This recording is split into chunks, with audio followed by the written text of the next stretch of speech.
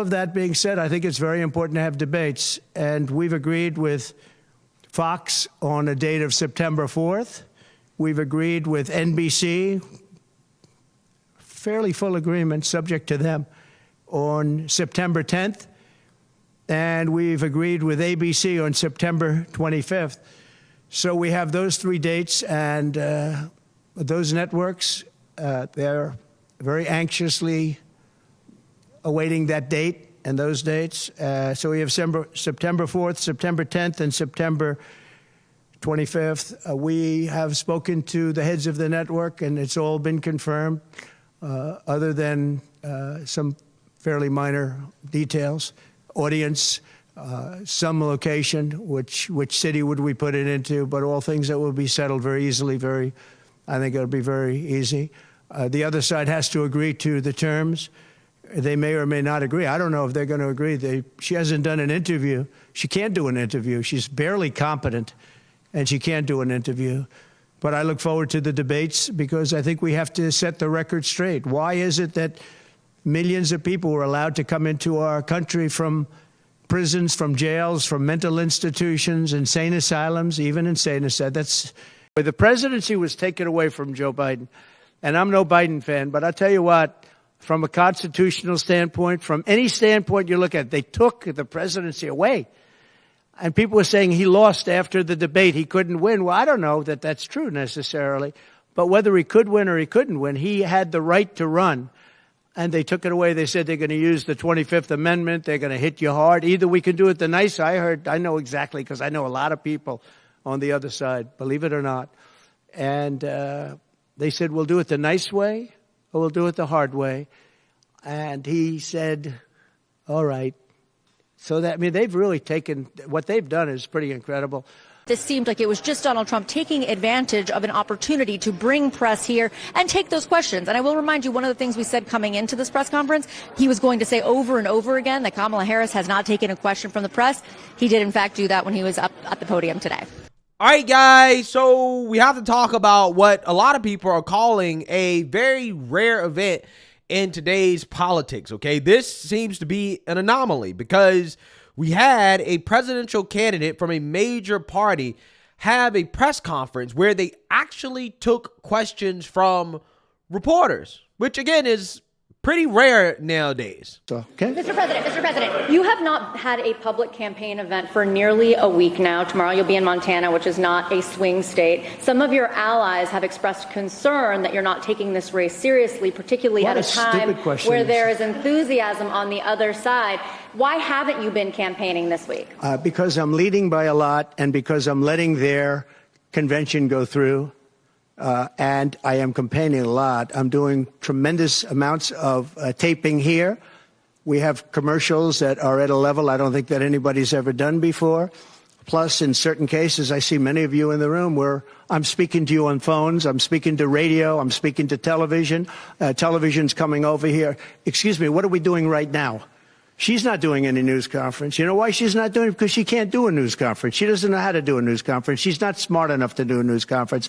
And I'm sorry, we need smart people to lead this country because our country's never been in this danger before, both economic. President, your tax cuts from your administration will be coming up, fairly soon, potentially expiring. I wanted to ask you specifically about the tax code favoring parents versus people who don't have children. There are a number of tax breaks for parents. Oh, we gave tremendous for child care and all of that. No, our tax cuts, which are the biggest in history, our tax cuts are coming due, as you know, very soon. And if the Democrats don't renew them or make it impossible to renew because it's pretty close in terms of vote, if they don't renew them, it's the equivalent of having a 4 times tax increase from what you have right now, and it'll destroy the economy. I think they're under tremendous pressure to do it. I've never seen, all my life I grow up and I watch politics, and I used to be on the other side of politics first, and then I run for office. But in all the years of studying politics, I've never seen people get elected by saying, we're going to give you a tax increase. These guys get up, think of it. We're going to give you no security. We're going to give you a weak military. We're going to give you no walls, no borders, no anything.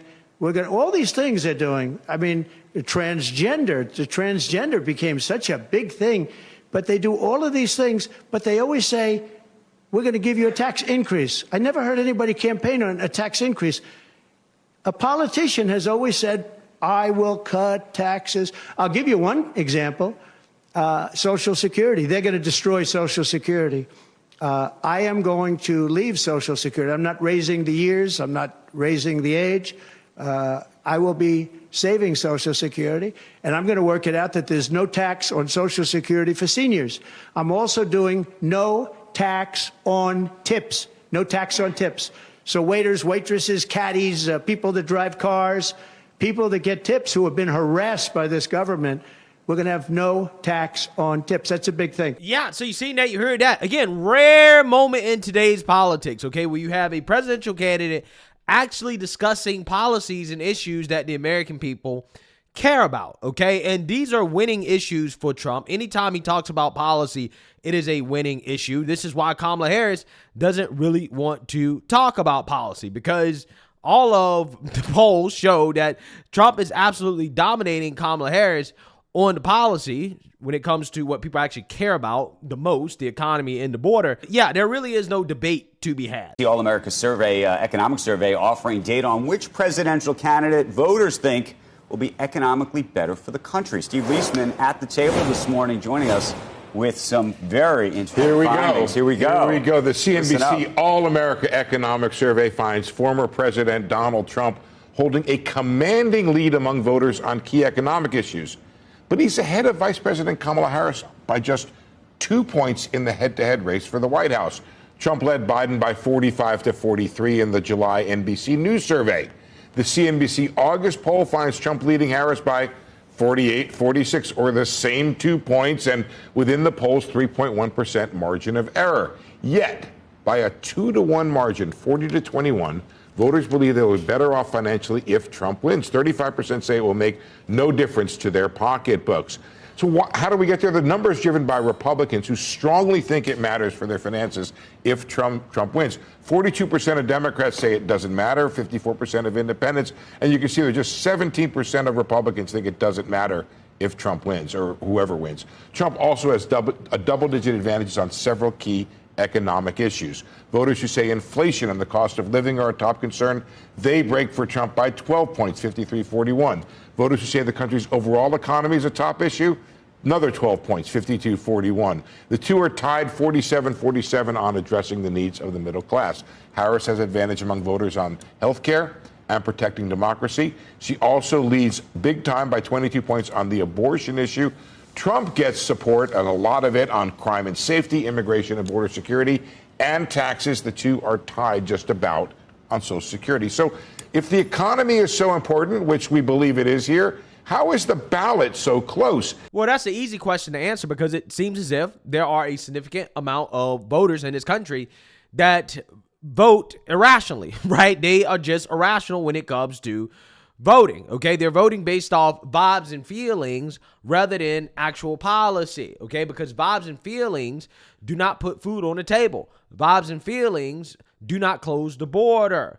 Vibes and feelings do not protect us from our foreign adversaries. But again, this is how some voters on the left side of the aisle think, and also some voters on the right side of the aisle too that are Trump deranged. This is how they think about the issues, right? So this is why you see Trump dominate Kamala Harris on the issues that matter the most, okay? But the polls are still thin, okay? Because again, we have a lot of people in this country that are not rational in how they vote. But regardless, Trump is trying to make this about issues, right? He's really trying to stick to the issues. The mainstream media just has been covering for Kamala Harris to the point where it's hard to actually stick to the issue. So now the Trump campaign has wisely adopted a new strategy of calling out the media, which is something that I said yesterday that the Trump campaign has to do more of in these interviews with the press, is to discredit the press, because the press is not doing their jobs. Okay, it has been more than 2 weeks since Kamala Harris was installed as the Democrat Party nominee after the coup of Joe Biden, and she has not answered one question. So now Trump is proposing 3 debates. The first debate on Fox News, the second debate on ABC, and the third debate on NBC. Okay, I believe those are the debates. He's doing this because he's trying to get ahead of Kamala Harris and to pressure her to accept all three debates, or else she's the one that looks like she's running away. Okay, and we all know that Kamala is running scared of the media. This is why she's not doing interviews. Okay, and I think a part of the strategy from the Trump team is that they realize that they cannot allow the rigging of the election by the media to continue to go on. They have to force Kamala Harris to actually speak, especially off the cuff, right? They have to force her to answer tough questions, right? So now they're proposing more debates, not less debates. And also Trump is calling out the media, just like J.D. Vance did, for refusing to cover Kamala Harris, for refusing to interview Kamala Harris. Why hasn't Kamala Harris answered any questions, right? Why is Kamala Harris not doing interviews? Okay?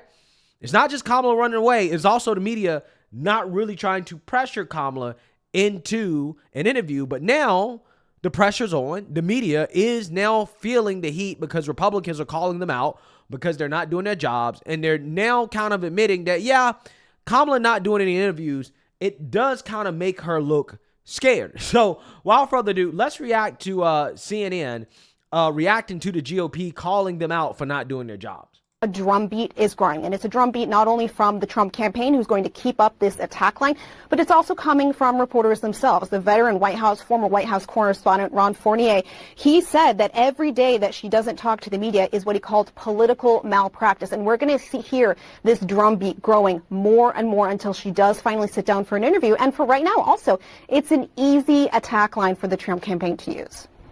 And Essie, to Hadassah's points there, look, the Harris campaign is on TV a ton right now. They're getting a ton of attention. She is in people's TikTok feeds, Twitter feeds. They are seeing her. All paid, by the way, right? All paid support. So we don't even know if that's organic, but this is what they're doing. Okay, this is paid support by Kamala. In the past, she's run into some trouble and she's had sit-down interviews. And do you think this is the right strategy? And do you think that the average voter really cares one way or the other? Well, they should. And there's a difference between visibility and accountability. And being visible is great. She's not hiding. They're out there. They're doing rallies. They're meeting with voters. They're shaking hands. They're delivering one-liners. That's great. And I think Kamala Harris is giving Tim Walz a moment as well to introduce himself to the country.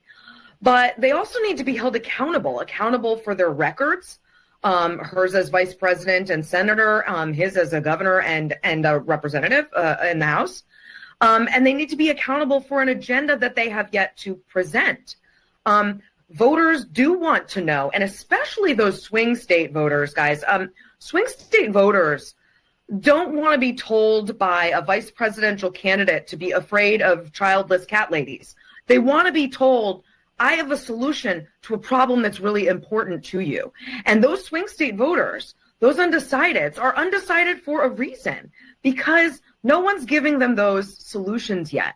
So Kamala Harris and Tim Walz will have to explain what their agenda is. They'll have to reconcile their records. Tim Walz in Minnesota has a very progressive record, some social policies that are far outside where the majority of American voters are. He'll have to explain that. He'll have to explain what the Harris agenda will incorporate of that, if anything.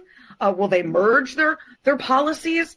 Voters do want to know that. And you can sort of take out of the mix the voters that are already with Kamala Harris and the voters that are already with Donald Trump. But everyone else, the voters that they need to win, still want these answers.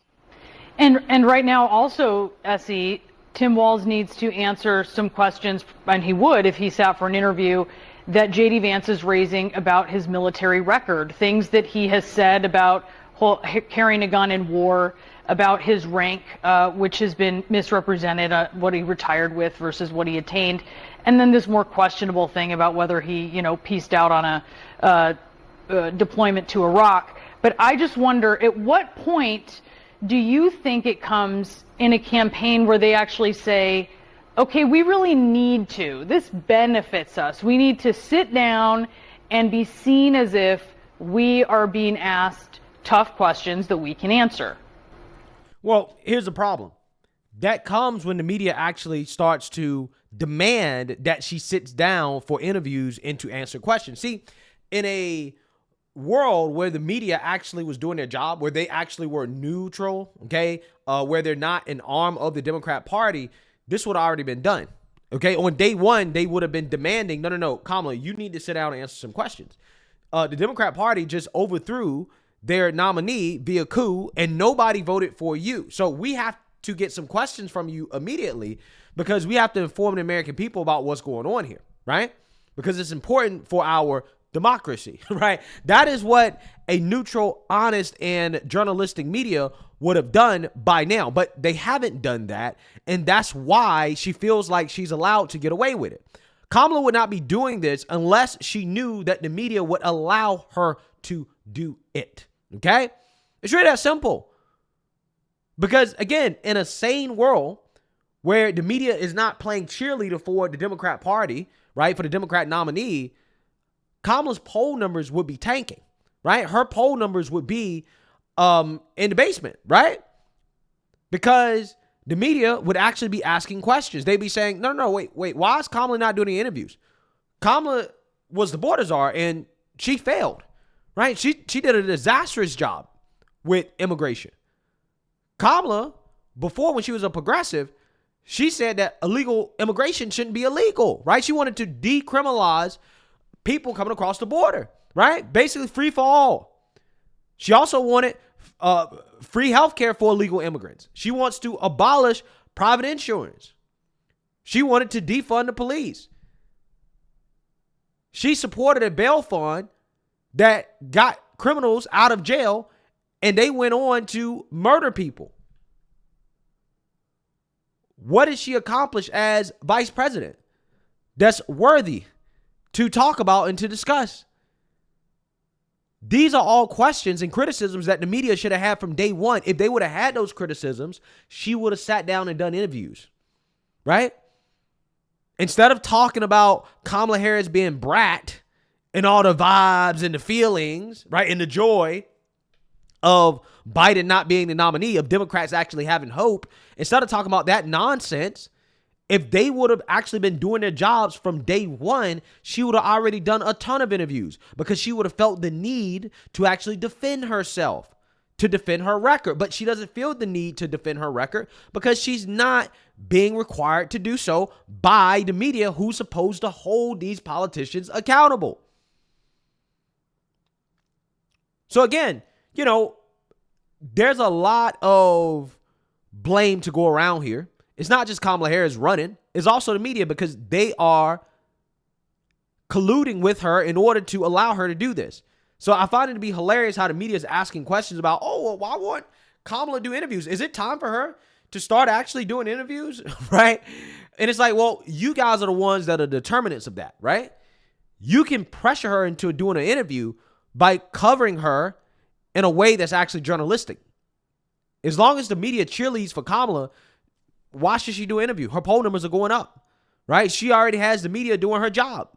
The media is defending her, okay? They're erasing her record. They're lying to the people about what she did. She doesn't have to do it. The media can do it for her. So again, that's the problem here. And again, I love the fact that Trump and J.D. Vance are calling this out directly, because you have to at this point. At this point, the media, they're committing malpractice. Like, they're actually like rigging the 2024 election. That's what's happening in front of our face. That is the plainest, most honest way I can describe what is happening. They are rigging the election in favor of Kamala Harris. That's what's happening. And it has to be called out, or else it's going to get out of control. Yeah, it's not a great look, acting as if you don't need the media, you don't care about answering these questions, that you're above it, that you can ride on vibes. And you know, they're riding on vibes, and I get that. This is a very truncated campaign. They've had to do everything very quickly. And I believe that they will sit down with reporters, but they need to do it. Those kinds of personal questions, and I saw your great reporting on that particular issue with Tim Walz, Brianna, earlier. You know, they need to answer for that. And these don't have to be fatal questions, but they need to answer for that. And they need to show that they're tough enough to do that, and that they're not too scared to do that. And the longer they take to sit down, the more scared they look. Essie, Hadass, thank you so much to both. Yeah, they do look scared. They look really scared, okay? And, you know, at the end of the day, the reality is this. I know that woman just said that the questions don't have to be fatal, but see, when you talk about questions somebody like Kamala Harris, she understands that, yeah, the question could be fatal, right? Even if it's a layup, even if it's a softball, if you've seen Kamala Harris's interviews with the media before, especially when she was border czar, yeah, she was bad. She was terrible, right? Her answers might be fatal, right? The questions themselves might not be fatal, but her answers most certainly can be, depending on how she responds.